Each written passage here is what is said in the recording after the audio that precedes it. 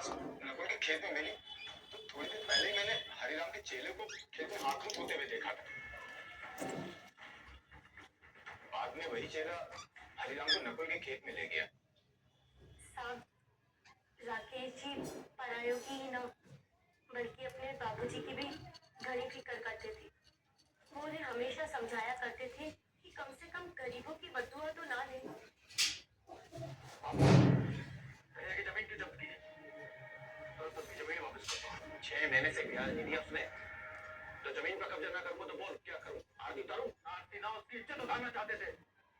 जमीन तो बाद में जब्त की, पहले तो उसकी पेटी मांग रहे थे। आप लालची नहीं हफ्सी भी हो। एक मजबूर की बेटी की जिंदगी बर्बाद करके अब दूसरे की बेटी पे राज टपका रहे हो।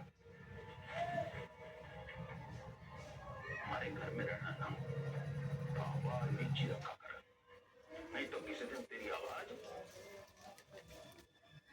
राकेश बच्चों और हरिराम की नहीं, तुम्हारे भाई की भी पोल खोलना चाह रहा था। अभी राकेश ने इस बारे में कुछ नहीं बताया। ऐसा तो कुछ ना बताया साहब, लेकिन ये हमारे भाई बहादुर को कुछ ज्यादा पसंद ना करते थे। इन्होंने कई बार मुझे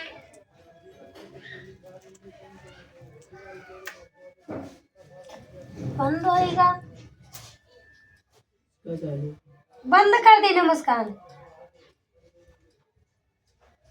लेकिन बैटरी में बड़ी जल्दी खत्म हो। 50 थी, 25। बहादुर को घर आने से मना करने को भी कहा, लेकिन साहब हमारा भाई जैसा भी हो वो हमारा सुहाग ना उजाड़ सके। ये छगन वो नहीं ना था, जाके ढूंढो, आके फल भाव क्या देख रहे हो? जाओ।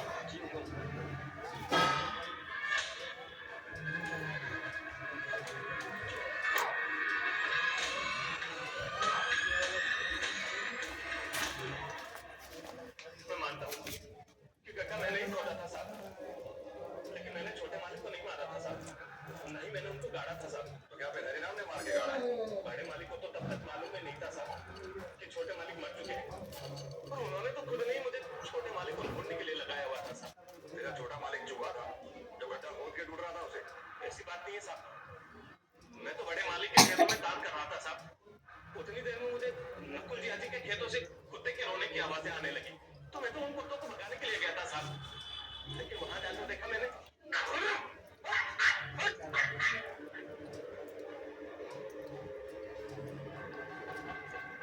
बड़े मालिक को नकुल जी के ऊपर पहले से ही शक था साहब, इसीलिए मैंने वो उठली हुई जमीन को खोदा था साहब।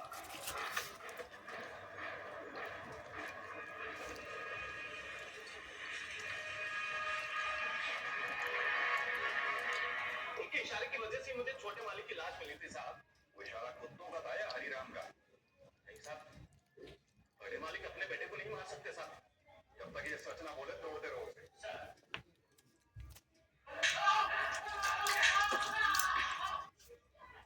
छगन मोटी चमड़ी का है, जितना भी पिट्टू सच बोलेगा, मेरे खिलाफ तो कभी ना बोले। तुम्हें क्या लगता है?